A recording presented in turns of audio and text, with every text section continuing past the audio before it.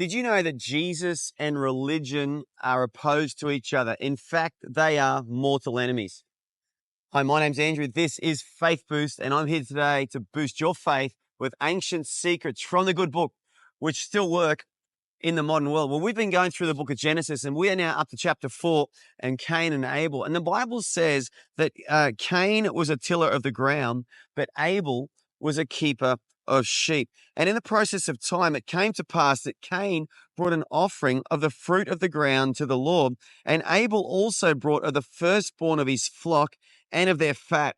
And the Bible says that the Lord respected Abel and his offering, but he did not respect Cain and his offering. And Cain was very angry, and his countenance fell. Way back here in the book of Genesis, we see man-made religion.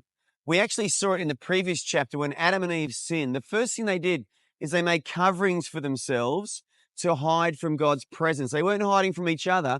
They were hiding from the Lord's presence. They also hid themselves in the garden. This was man's way of dealing with the God question. They created a system. They created a structure. They did something to try and fix their broken relationship with God. Well, here we see in chapter 4 of Genesis that the two sons of Adam and Eve, they wanted to bring an offering to the Lord, and God didn't respect Cain and his offering, but he respected Abel and his offering. And what this means is, I believe, reading into this, is that God had probably already told him what he wanted.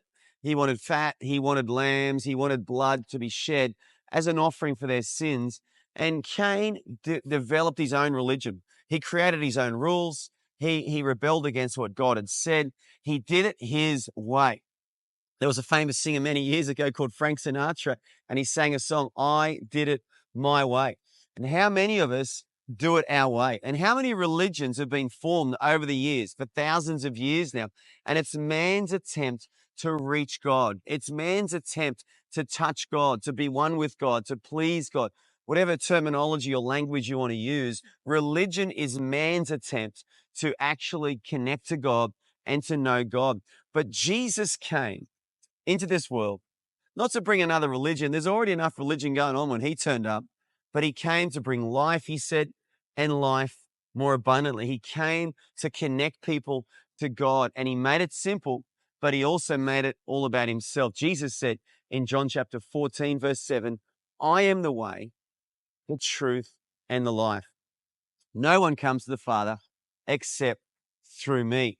And guess what? The religious establishment, the religious people of the day, are the ones who killed Jesus.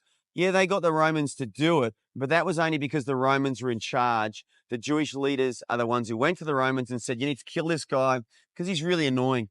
And the reason he was annoying is because he was bringing people to God in a simple, honest way.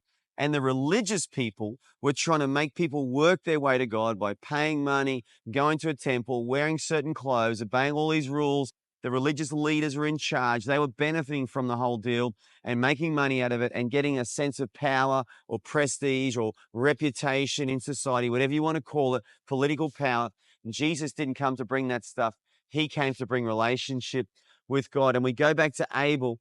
Abel had a pure heart, an honest heart. He just wanted to worship God. He wasn't religious. He was connecting to God. And the Bible says the Lord respected his offering. You know, I want to encourage you today, don't allow yourself to be religious. Have a relationship with God. It's easy and it's simple. Well, it's easy in the sense that it's not complicated. It's a challenge walking with God. It's a challenge to know God because you're like a little fish in a stream swimming upstream. The whole stream's going one way. This whole world is going one way. Even religions are going one way. But Jesus and following him is going the other way. It's countercultural. It's against the spirit of this world. It's against the culture of this world following Jesus. He is so different to this world and the world system. And Abel sadly lost his life because he had an honest heart. Cain killed him because religious people can get mad and religious people can get nasty. And even the apostles, many of them were murdered, not by bad people, but by religious people who didn't like their message because it was so simple and it brought life to people.